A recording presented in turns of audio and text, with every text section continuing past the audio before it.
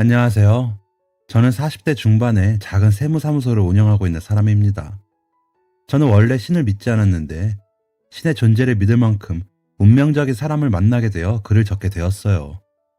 저는 마음껏 배불리 먹어본 기억이 없을 만큼 가난한 어린 시절을 보냈어요. 하지만 사랑에는 배고픈 적이 없을 만큼 부모님은 항상 저를 사랑으로 대해주셨습니다. 아무리 없이 살아도 바르게 사는 것이 가장 중요하다는 말씀을 늘 하시며 저를 정성으로 키워주셨기에 돈은 없어도 늘 행복했던 것 같아요. 저희 집은 신대방동의 작은 옥탑방이었는데 어렸을 때는 그곳이 좁은지 모르고 살다가 국민학교에 들어가서 친구들의 집을 가본 후에야 저희 집이 많이 가난하다는 것을 뼈저리게 알게 되었더랬죠. 그리고 늘 같은 옷을 입고 다니던 저에 비해서 친구들은 항상 새 옷이 생기더라고요. 그리고 신기한 학용품이나 멋진 브랜드 신발을 신고 오는 친구들을 보면 부럽기도 했지만 그렇다고 속상하진 않았어요. 부모님이 얼마나 힘들게 일을 하시는지 알았기 때문이었죠. 저희 어머님은 낮에는 식당 일을 잠깐 도와주시러 다니시고 저녁에는 저를 돌봐주시면서 집안일을 하셨습니다. 아버지는 근처 작은 물류회사를 다니셨어요. 나중에서야 알았지만 할아버지의 빚을 갚아야 해서 아버지의 월급은 대부분 빚을 갚는 데 쓰고 있었다고 해요. 할아버지가 돌아가시기 전에 노름에 빠지셔서 모든 재산을 탕진하고 그것도 모자라서 빚까지 있으셨다고 하더라고요. 그래서 아무리 두 분이 일을 하셔도 세 식구가 살아가기에는 생활비가 턱없이 부족했고 옥탑방을 벗어나기 위해서 저금까지 해야 했기 때문에 더욱 힘들었다고 하시더라고요. 하지만 두 분은 서로를 믿었고 제가 태어나게 되면서 저에게만큼은 빚을 물려주고 싶지 않아서 더욱더 이를 악물었다고 해요. 그렇게 서로 아껴가며 알뜰살뜰히 보내며 세월은 빠르게 지나갔어요. 제가 국민학교 6학년쯤 일이었어요. 저는 어렸을 때부터 수학을 좋아했는데요. 어떠한 문제에 명확한 해답이 있다는 자체가 흥미로워서 계속 집중하다 보니 뜻밖의 재능을 찾았던 것 같아요. 그리고 활동적이기보다는 가만히 앉아서 있는 걸 좋아하는 스타일이었거든요. 그래서 항상 반에서 1등을 놓치지 않았습니다. 그러다 학교에서 전국 수학 경시대회가 있으니 나가보는 게 어떻겠냐고 담임 선생님께서 권유를 하시더라고요. 이렇다 학원을 다니는 것도 아니고 오롯이 혼자 준비해야 했던 저는 담임 선생님의 도움으로 문제집을 얻어 정말 밤새 열심히 풀었어요. 종이가 닳고 닳는다는 게 이런 것인가를 깨달을 만큼 열심히 한 결과 금상은 아니지만 당당히 은상을 받게 되었습니다. 제 상장을 보고 기뻐하실 부모님의 얼굴을 생각하니 어린 마음에 너무 신이 나서 곧바로 집으로 달려갔어요. 어머님은 설거지를 하시다가 큰 소리에 놀라시고는 눈이 동그래져서 저를 쳐다보셨어요. 그리고 제가 쑥스러운 얼굴로 상장을 내보이자 누구보다 기뻐하시면서 꼭 안아주시더라고요. 성적이 중요한 건 아니지만 혼자 힘으로 해낸 제가 너무 대견하다며 앞으로도 제가 하고 싶은 일을 열심히 하다 보면 이렇게 좋은 결과가 항상 따라올 거라고 말씀해 주셨습니다. 그리고 퇴근하고 집에 오신 아버지에게도 말씀드렸더니 제 머리를 쓰다듬으시며 수고했다고 해주셨어요. 그리고는 다시 옷가지를 챙기시며 이런 날은 그냥 넘어갈 수 없다고 나가시더라고요. 그리고 잠시 후에 돌아오신 아버지의 손에는 삼겹살이 들려 있었습니다. 제 생일에나 먹던 고기를 보니 너무 기분이 좋았고 제가 원하던 것을 해냈을 때의 성취감은 이런 것이구나를 깨달았던 것 같아요. 그리고는 옥탑방만의 특권이었던 평상에서 가스버너에 불을 올리고 삼겹살을 구워 먹기 시작했습니다. 사실 지금은 삼겹살을 마음껏 먹을 수 있지만 그땐 아니었거든요. 그리고 지금은 아무리 맛있다는 유명한 집에서 배부르게 먹어도 귀하게 먹었던 그때의 맛이 느껴지진 않더군요. 그날도 마치 사람을 홀리는 것 같은 삼겹살의 냄새에 취해서 정신없이 저희는 식사를 하고 있었습니다. 오래간만에 가족 식사에 웃음이 끊기지 않았고 서로 그동안 바빠서 하지 못했던 이야기를 하고 있었어요. 바로 그때 옥탑방 계단 쪽에서 이상한 소리가 나서 보니 웬 남자가 흠칫 놀라며 뒤로 슬금슬금 걸어가다 냅다 도망을 가더라고요. 아버지는 바로 일어나셔서 불이 나게 뒤쫓기 시작했습니다. 도둑이야! 라는 외침과 함께요. 그렇게 1시간쯤 지났을 무렵 아버지는 중학생쯤 되어 보이는 형과 저랑 비슷해 보이는 여자아이와 함께 돌아왔어요. 영문도 모른 채 쳐다보는 저와 어머니에게 고기를 더 사왔으니 밥이나 마저 먹자고 하셨습니다. 어머님도 더 이상 묻지 않으시고는 조용히 삼겹살을 굽기 시작하셨어요. 저는 아직 어렸다 보니 무슨 상황인지 이해가 가지 않았지만 배가 고프기도 했고 눈앞에 삼겹살이 더욱 크게 와닿았기 때문에 밥을 다시 먹는 데 집중했어요. 그저 저를 축하하기 위해서 만들어진 자리에 이상한 일이 생겨서 속상한 마음뿐이었던 것 같아요. 그렇게 조용한 식사 시간이 시작되고 형과 여자아이는 처음에는 눈치를 보더니 이내 곧 허겁지겁 밥을 먹기 시작했습니다. 여자아이는 저와 또래로 보여서 말을 걸었더니 저랑 나이가 같더라고요.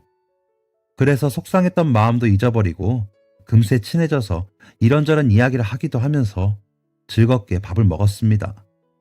셋이서 단촐하게 먹던 평상은 어느새 북적북적 5명이서 마치 한 가족 같은 식사를 하게 되었고 중학생 형은 말없이 밥그릇을 비워내기만 했습니다. 그렇게 고기가 다 없어질 때쯤 아버지가 어머니를 따로 불러내어 이야기를 하시더라고요. 그러더니 어머니는 이내 집에 있던 빵과 과자 그리고 라면 등을 봉투에 담아서 가지고 오셨어요. 혹시 이름이 뭐라고 했지? 김영민입니다. 죄송합니다. 아니야. 정말 괜찮아. 그러니까 이거 들고 가서 동생이랑 꼭 나눠 먹어. 응? 아닙니다. 죄송합니다. 저희 이만 가볼게요. 신세를 지게 되어서 너무 죄송합니다. 그리고 정말 감사합니다. 한사코 손살에 치며 도망가듯 빠져나가려던 영민이 형의 손을 꼭 붙잡고 어머니는 봉투를 쥐어주셨습니다. 그리고 형은 도망치듯 여자아이와 손을 붙잡고 떠나갔어요. 왠지 그들의 뒷모습에서도 눈물이 느껴지는 듯 하였는데 그건 저만의 착각이 아니었나 봅니다. 남매가 저희 집을 떠나고 평상을 치우면서 어머니는 아버지에게 여쭤보셨어요. 대체 무슨 일이에요? 궁금해 죽겠으니 말 좀 해보시구려. 그게 말이지. 처음에는 웬 도둑놈인가 싶어서 막 쫓아갔다 이거야. 근데 집 밖으로 뛰쳐나가서 목덜미를 탁 잡고 보니 누가 봐도 어린 학생 아니겠어? 그래서 일단 진정하고 물어봤지. 왜 공부를 해야 할 놈이 남의 집에 들어와서 도둑질을 하느냐고. 그랬더니 그 녀석이 막 울기 시작하는 거야. 죄송하다면서. 그래서요? 일단 진정하고 이야기를 해보라고 했는데 글쎄 부모님은 다 돌아가시고 아까 데리고 온 어린 동생이랑 둘뿐이라고 하더라고. 그런데 며칠 동안 밥을 제대로 못 먹어서 배가 너무 고팠대. 근데 지나가다가 고기 냄새가 나니까 자기도 모르게 홀린 듯이 오게 됐다는구만. 그리고 우리는 고기에 정신이 팔려있고 집문이 열려있으니까 혹시 뭐라도 먹을 게 있나 싶어서 그랬다고. 그러면 정말 안 되는 건데 너무 죄송하다고 연신 사과를 하더라고. 거참. 그래도 그러면 안 되는 건데 사정이 참 딱하네. 부모님은 어쩌다 그렇게 됐대요? 부모가 나이가 좀 어렸나 봐. 어렸을 때 사고 쳐서 영민이를 임신해버려서 양가 반대를 무릅쓰고 결혼을 했다는구만. 그러니까 인정해줄 턱이 있나. 양가에서 모두 인연을 끊어버리고 그 부모는 고향이 대구인데 여기 서울로 와서 애를 키우기 시작한 거지. 그런데 하늘도 참 무심하신 게 영민이네 부모님이 퇴근하고 돌아오시던 길에 교통사고를 당했대. 그렇게 한순간에 고아가 돼버린 거지. 뺑소니라서 아직도 범인은 못 잡았고 너무 늦은 시간이라 목격자도 없고 그냥 그렇게 아까운 목숨만 버린 거야. 그렇게 한순간에 고아가 되어 버렸다는 거야. 그 어린 것들이. 그게 벌써 몇 년 전이라고 하더군. 그리고 이미 양가랑은 인연 끊고 산 지 오래라서 도와주는 사람도 아무도 없고 연락이 닿지도 않고 그냥 영민이가 그 어린 동생 데리고 나와서 여기저기 다니면서 지금은 보육원에서 지낸다고 하더라고. 근데 왜 보육원에서 애들을 굶겨요? 거기 보육원에 지원이 마땅치 않나 봐. 그래서 안 그래도 밥이 양도 적게 나오는 데다가 원래 있던 애들은 자기 밥그릇이 더 뺏긴다고 생각해서 텃세가 심하다고 하더라고. 그래서 선생들이 안 볼 때 밥에 침을 뱉거나 엎어버리면서 괴롭히기 일쑤라더군. 그리고 계속해서 여동생도 마찬가지로 툭하면 놀리기 일쑤에 형들이 하도 못살게 구니까 아예 식사 시간에 가고 싶지가 않아서 동생이랑 며칠간 물이랑 간식으로 나온 빵 쪼가리 몇 개 먹은 게 다라고 하더군. 오늘도 너무 괴롭힘이 심해서 동생이랑 도망쳐 나왔다가 이렇게 된 거지. 저런, 에휴, 아까 밥이라도 좀 더 먹여보낼 걸 그랬네요. 그러니까 세상이 참 야속하지. 근데 어른으로서 나쁜 짓은 안 되는 거라고 확실히 가르쳐주고 싶더라고. 누구도 가르쳐주지 않을 테니까. 앞으로도 계속해서 그 아이는 살아가야 할 텐데 나쁜 길로 빠지지 않도록 도와주고 싶었어. 그래서 불같이 화를 냈어. 다시는 이런 짓을 하면 안 된다고. 아무리 배가 고파도 남의 것을 탐해선 안 된다고. 그랬더니 죄송하다고 계속 고개도 못 든 채로 사과를 하더라고. 다음부터는 절대 그러지 않겠다고 하길래 남자는 자기 입으로 한 말은 지키는 사람이 되어야 한다고. 그래야 더 좋은 사람이 되어서 동생도 지킬 수 있지 않겠냐고 했지. 그랬더니 가만히 있던 녀석이 감사하다고 하면서 펑펑 우는 거야. 그 모습을 보니 짠하기도 하고 나도 항상 노름하는 아버지 때문에 고생도 많이 했고 배고픔을 아는 사람이잖아. 그래서 같이 울었어. 옛날 생각이 나서 울컥하더라고. 아직 자그마한 녀석이 얼마나 배고팠으면 그랬을까 싶기도 하고 세상이 참 녹록하지가 않아서 아이들이 부모가 없으면 안전하게 있을 곳이 이렇게 없구나 싶어서 눈물이 나더라고. 그렇게 우는 녀석을 달래다가 동생은 어디 있냐고 물었더니 근처 문방구에 잠깐 맡겨놓았다길래 함께 밥이나 먹자고 데리고 오느라 조금 늦었네. 그리고 종종 배고프면 우리도 없는 살림이지만 숟가락 2개 더 얹히는 건 어렵지 않으니 언제든지 오라고 했어. 올지는 모르겠지만. 어휴, 그런 일이 있었던지 미리 알았으면 자주 놀러 오라고 말하는 건데 아까 여자아이는 보니까 우리 동재랑 비슷해 보이던데 마음이 쓰이네요. 부모님 이야기를 듣고 나니 저는 이대로도 정말 행복한 사람이라고 생각을 했던 것 같아요. 그리고 아버지가 정말 진심으로 존경스러웠습니다. 어린 마음에도 아버지의 행동이 정의로운 것이라는 걸 알았던 것 같아요. 그 일이 있고 나서 영민이 형과 그 여자아이는 다신 볼 수 없었어요. 하지만 아버지는 종종 이야기를 하시고 찾아보는 건 신뢰가 될 것 같다면서 그저 어디선가 잘 살고 있기만을 바란다고 하셨어요. 저는 별탈 없이 학창시절을 보내게 되었습니다. 그리고 제가 고등학교에 들어갔을 때쯤에는 다행히 집의 빚도 대부분 갚아나가고 저희는 의리의리하진 않지만 아늑한 투룸의 빌라로 이사를 가게 되었어요. 저는 살면서 처음 생긴 저만의 공간에 감격하면서 앞으로 더욱 성공해서 부모님께 효도를 해야겠다는 생각을 했던 것 같아요. 다행히 성적도 계속 잘 나오고 있었고 이대로만 한다면 무난히 서울에 있는 좋은 과를 갈 수 있을 것 같다고 선생님께서도 늘 말씀해 주셨고요.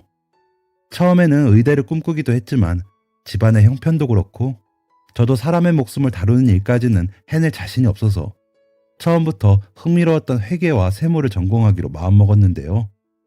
고등학교 내내 부모님께서도 열심히 응원해 주시고 밤낮으로 공부한 보람이 있는지 원하는 대학에 합격할 수 있었습니다. 그렇게 한동안은 정말 행복한 날들만 있었어요. 아버지는 다니던 물류회사를 그만두시고 나오셔서 따로 유통업을 시작하셨어요.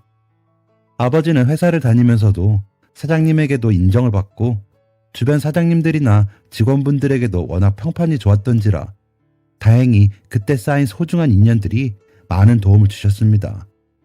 여기저기 거래처도 알려주시고 주변에 소개도 많이 해주셔서 엄청난 대박은 아니지만 저희 집은 더 이상 먹고 살 걱정은 하지 않아도 되었죠.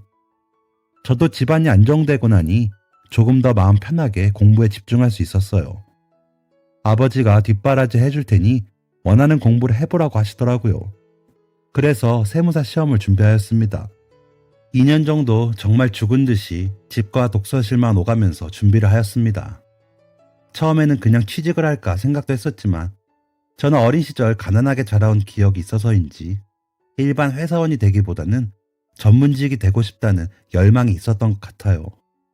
그래서 흔히 말하는 사자 직업을 갖고 싶었고 그 중에서 저랑 가장 적성에 맞아 보이는 세무사의 길을 선택하게 되었는데요.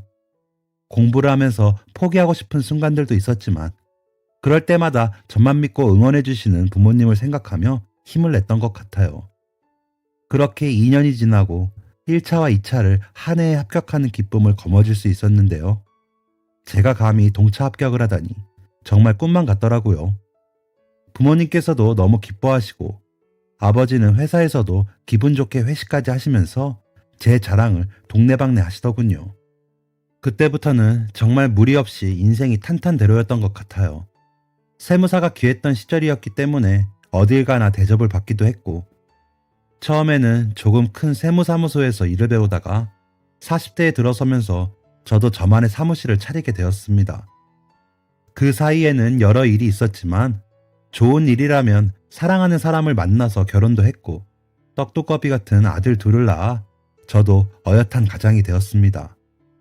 그리고 가장 슬픈 일이라면 항상 저에게 버팀목이 되어주시고 세상에서 가장 존경하던 아버지는 갑작스레 찾아온 암으로 세상을 떠나셨어요. 당시에는 너무 힘들었지만 아버님은 떠나시는 순간 직전까지도 홀로 남겨질 어머니 걱정을 하시고 저에게 좋은 말만 해주시며 남겨질 사람들에 대한 걱정을 하시더라고요. 그리고는 담담히 받아들이셨습니다.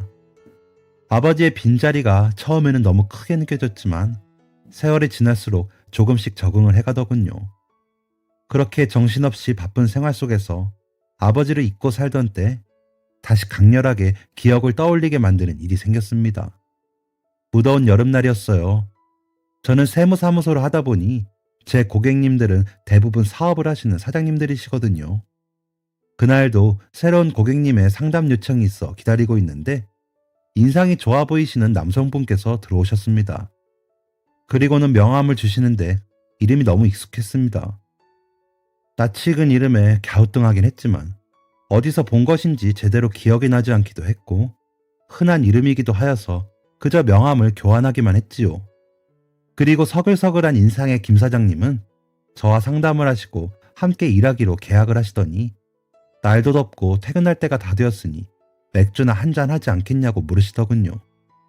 저도 새로운 고객님이기도 했고 때마침 약속이 없어 근처 호프집으로 향했습니다. 그리고 낯이 익은 이름의 정체가 궁금하기도 했고요. 호프집에 도착해서는 시원한 맥주도 마시고 분위기가 무르익어 소주도 몇 잔 마시다 보니 서로의 속 깊은 이야기도 절로 하게 되더라고요. 김 사장님, 근데 어떻게 직접 나오셔서 놀랐습니다. 보통 사장님들보다는 담당 실무자가 와서 이야기를 나누고 가시거든요. 제가 좀 어렵게 성공한 사람이라 아직도 중요한 일은 직접 눈으로 보고 하지 않으면 성에 안 차서요. 집사람도 매번 이런 것 좀 고치라고 하는데 아직도 잘 안 되네요. 직원들을 못 믿는다기보단 그냥 제가 아직까지는 일하는 습성이 몸에 배었나 봅니다. 정말요? 전혀 그렇게 안 보이세요. 어렵게 잘하셨을 거라고는 상상도 못 하겠네요. 그쵸. 지금 저를 만나는 사람들은 다 그렇게 말씀하시더라고요. 저 진짜 힘들게 성공했습니다. 부모님도 일찍 사고로 돌아가시고 여동생이랑 딱 둘이 남겨졌었거든요. 친척도 아무도 없고 보육원만 전전하면서 겨우 살았어요. 와, 정말 고생이 많으셨겠습니다. 저도 어릴 때 정말 고생 많이 했습니다.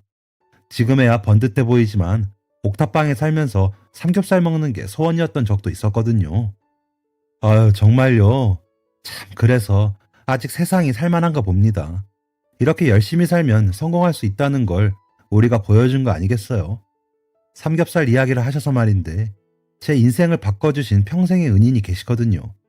자칫하면 양아치처럼 살 뻔한 저를 정신 차리게 만들어 주셨어요.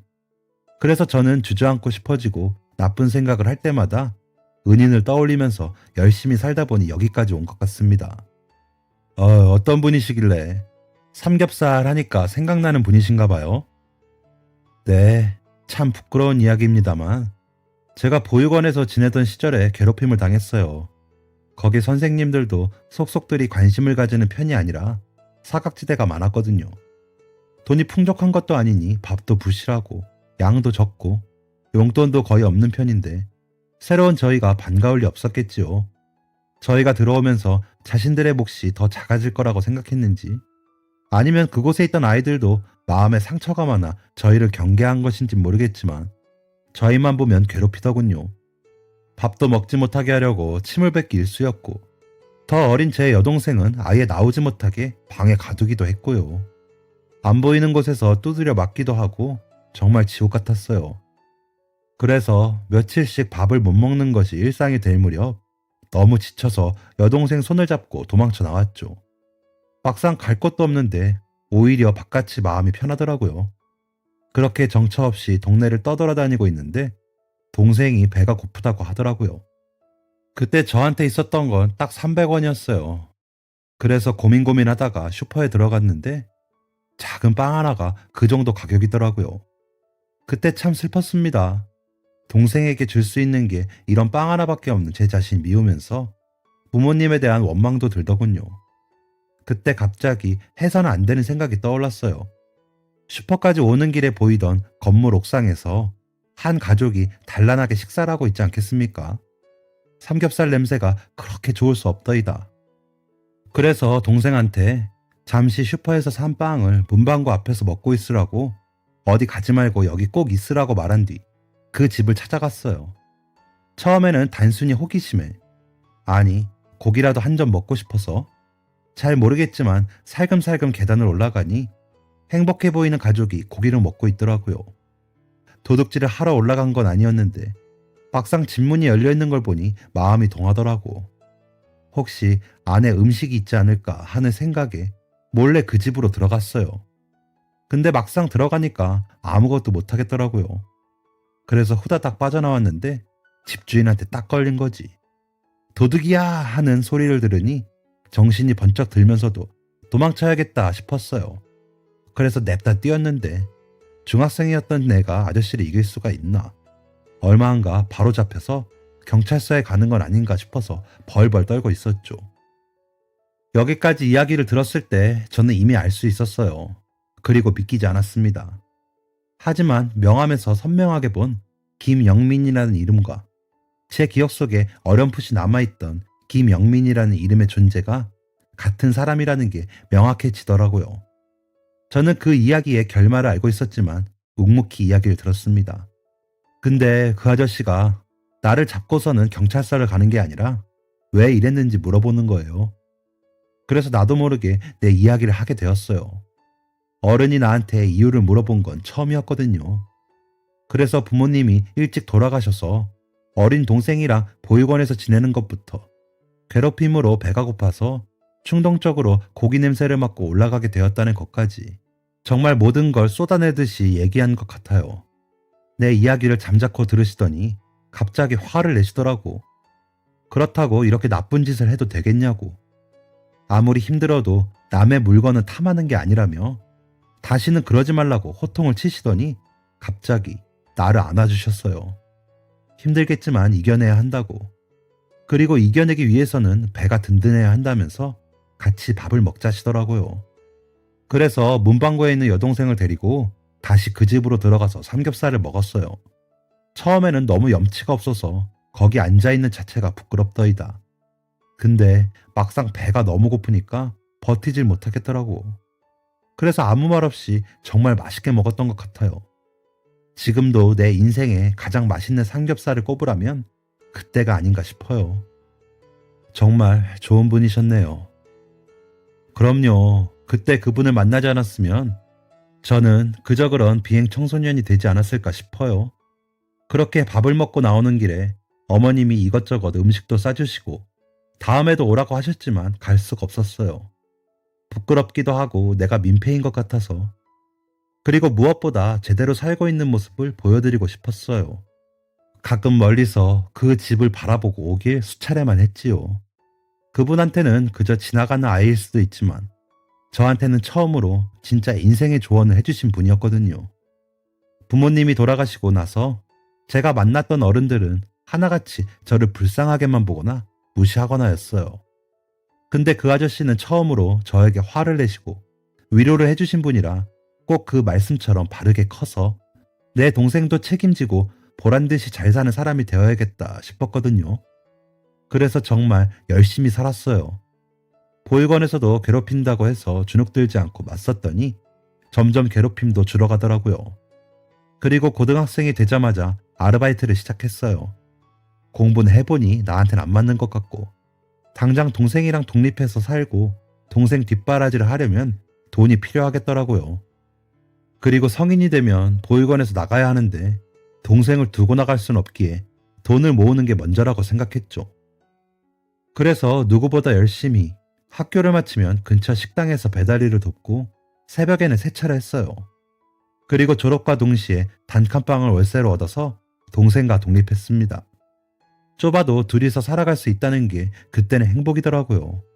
하루 종일 죽어라 일하다 보니 조금씩 돈도 모이고 더 이상 배는 골지 않게 되었어요. 동생은 다행히 저보다는 머리가 좋아서 성적도 괜찮은 편이었고 고생하는 저에게 늘 고마워하면서 둘이 정말 세상에 하나밖에 없는 내 편이라고 생각하며 의지하고 살았습니다. 그렇게 동생은 대학까지 무사히 입학을 하였고 첫 등록금을 내던 날 저보고 이제는 그만 공장에서 나와 하고 싶은 것을 하라고 하더라고요. 이제 자신이 과외를 하거나 아르바이트를 해서 생활비도 충당하고 공부도 열심히 해서 장학금을 받을 테니 몸 상하는 일은 그만했으면 좋겠다고요. 어리기만 하던 동생이 언제 이렇게 컸나 싶어 기특하기도 하고 저도 사실 공장에 다니면서 몸이 말이 아니었던지라 일을 그만두고 여러 가지 생각을 했어요. 그러다 여동생이 저보고 음식점을 해보는 게 어떻겠냐 하더라고요. 그래서 시작하시게 된 걸까요? 지금 하시는 사업이요. 네, 아무래도 어머니가 없다 보니 항상 집에서 요리는 제 담당이었거든요. 동생은 공부하느라 바쁘기도 하고 요리에 워낙 소질이 없어서 제가 항상 도맡아 했어요. 처음에는 식당을 할까 생각했는데 사실 그 정도로 요리를 잘하진 않거든요. 그러다 문득 저희처럼 부모님이 안 계시거나 요리를 못하는 사람들 혹은 혼자 사는 사람들도 간편하게 먹을 수 있도록 요리별로 재료를 모아서 팔면 어떨까 하는 생각을 했어요. 그게 제가 지금 하는 밀키트 사업의 첫 시작이었습니다. 어렵게 생각하니까 안 풀리던 것들이 쉽게 접근하기 시작하니까 술술 풀리더군요. 아무래도 경험에서 우러나오니까 처음에 혼자서 요리를 시작할 때를 떠올리면서 쉬운 레시피들로만 구성했어요. 처음에는 아무도 믿어주지 않았는데 조금씩 입소문을 타고 어느새 이렇게 어엿한 기업을 거느리게 되었네요. 성공하고 나니까 바로 그 아저씨가 생각나더라고요. 아직 잘 계시는지 가서 삼겹살 한번 꼭 사드려야겠다 생각했는데 제가 한 발 늦었지 뭐예요. 정말 치열하게 살다가 정신을 차리니 벌써 세월이 이렇게 지나 있었습니다. 수소문하며 알아보았지만 너무 좋은 분이셔서 그런지 하늘이 일찍 데려가셨더라고요. 그래서 그분 산소에 소주 한 병과 고기를 사가서 두고 왔지 뭡니까. 그리고 지금도 종종 위로가 받고 싶을 때거나 어버이날에는 꼭 찾아뵙곤 합니다. 제가 제 이야기를 너무 길게 했나 보네요. 갑자기 옛날 생각이 나서 그만. 괜찮습니다, 사장님. 이렇게 만나 뵙게 될 줄은 몰랐네요. 정말 인연은 인연인가 봅니다. 그게 무슨... 사장님이 그날 옥상에서 삼겹살을 먹던 그 평상에 작은 남자아이가 있었지요. 그게 바로 접니다. 네? 사장님이 처음 명함을 주셨을 때부터 낯이 익은 이름이라고 생각했어요. 아버님께서 종종 이야기를 하셨거든요. 영민이는 뭐하고 사려나, 영민이는 잘 살고 있으려나 하시고요. 근데 저도 너무 어릴 때 일인지라 이름을 보자마자 바로 연결이 되지 않더라고요. 근데 사장님이 하시는 이야기를 들으니 확실히 알 수 있었습니다. 그때 아무 말 없이 삼겹살을 우겨넣던 중학생 형이 바로 사장님이시라는 사실을요. 진짜예요? 진짜 그분 아드님이신 겁니까? 네, 맞습니다. 저희 아버지께서는 몇 년 전에 병으로 돌아가셨지요. 한상훈, 저희 아버지 조남이십니다. 안 그래도 제가 가끔 산소에 가면 누군가가 꽃을 두고 간 흔적이 있어서 도대체 누구일까 싶었는데 사장님이셨군요. 제 말에 사장님은 너무 놀라 할 말을 잃어버리신 표정으로 저를 쳐다보셨습니다. 그리고는 이내 제 손을 잡더니 눈물을 흘리시더라고요. 너무 고맙다고. 덕분에 이렇게 살아갈 수 있었다며 마치 제 아버지에게 못다한 이야기를 저한테라도 하시려는 듯 계속해서 감사 인사만 연신하셨습니다. 저는 당황스럽기도 했지만 사장님의 눈물에서 그동안 말하지 못한 긴 세월의 고생과 아픔이 담겨져 있음이 느껴져서 가만히 듣기만 하였습니다. 마치 헤어져 있던 가족을 만난 듯 형제애가 느껴지더라고요. 저도 어린 날의 기억이긴 하지만 워낙 강렬했던 사건이기에 잊어버리지 않았었는데 김 사장님에게는 얼마나 큰 추억이셨을까요? 사장님은 조금 시간이 지나자 진정하시고는 저에게 일찍 알아보지 못해서 미안하다고 하시더군요. 그리고 어머님은 잘 계신지 여쭤보시며 밤새 이야기를 나누었던 것 같습니다. 여동생분은 현재 학교 선생님을 하시면서 아이들을 가르친다고 하시더라고요. 그리고 두 분은 어렸을 때부터 힘들었던 과거를 잊지 않고 저희 아버님처럼 어려운 아이들에게 희망이 되기 위해서 작은 기부 단체도 운영한다고 하셨어요. 매달 봉사를 다니기도 하고 보육원에 후원금도 보내고 꿈을 이루고 싶지만 돈이 없어서 고민하는 아이들을 위해서 장학금도 지원을 해주신다고요. 그리고 이렇게 살 수 있게 만든 것이 전부 저희 아버지 덕분이라며 이렇게 다시 만난 건 하늘이 정해준 운명이라고 연거푸 말하셨습니다. 그날 그렇게 밤새 서로의 인생을 이야기하고 저희는 둘도 없는 형제가 되었어요. 안 그래도 형제가 없던 저에게는 마치 30년 만에 만난 친형 같았고 사장님은 저를 친형제보다도 더 아껴주시면서 돈독한 사이가 되었습니다. 몰래 저희 아버지 산소에 놓아두시고 가던 꽃을 지금은 함께 가서 아버지에게 인사를 드리고 있네요. 그리고 어머니에게도 이 이야기를 들려주었더니 놀라움을 금치 못하시며 집으로 한번 꼭 데려와서 밥이라도 먹자고 하시더라고요. 김 사장님은 이 말을 들으시곤 바로 삼겹살을 사들고 저희 집으로 오셨어요. 여동생분과 함께 오셔서 어머니께 인사를 드리며 또 한번 펑펑 우셨습니다. 그날 저희 집에서는 다시 한번 삼겹살 냄새가 진동을 했습니다. 비록 그때의 옥탑방 평상이 아닌 좋은 아파트에서 제대로 먹는 한상이었고 아버지 없이 네 사람만 함께 했지만 마음만큼은 그때로 돌아간 듯 하더라고요. 30년 만에 함께 먹는 삼겹살은 그때보다 맛있었던 것 같아요. 지금도 자주 왕래를 하며 어버이날마다 사장님은 저희 아버지 산소에도 저와 함께 들렸다가 저희 집에 와서 어머니가 해주시는 저녁을 먹고 용돈을 드리고는 가십니다. 어머니는 큰아들이 생긴 것 같다며 좋아하시고 저희 애들은 장난감을 잘 사주는 삼촌이 생겼다며 너무 좋아하네요. 너무 신기한 인연인 만큼 이런 것이 바로 하늘이 이어준 운명이 아닐까 싶은데요. 아버지도 하늘에서 이 모습을 보시고 반드시 웃고 계시리라 믿습니다. 아버지의 정직한 모습과 존경스러운 점들 때문에 저도 이렇게 성공할 수 있었고 또 한 사람의 인생을 역전시킬 수 있었다고 생각해요. 또 조금 있으면 아버지의 기일이 돌아오는데 그때에는 삼겹살이 아닌 소고기를 사들고 이제는 형님이라고 부르는 김 사장님과 함께 찾아뵈어야겠습니다. 제 사연은 여기까지입니다. 누군가에게 베푼 작은 마음이 한 사람의 인생을 송두리째 바꿀 수 있다는 거 청취자 여러분도 꼭 생각하시고 주변의 사람들을 한 번 더 돌아보시면 좋겠습니다. 항상 건강하십시오.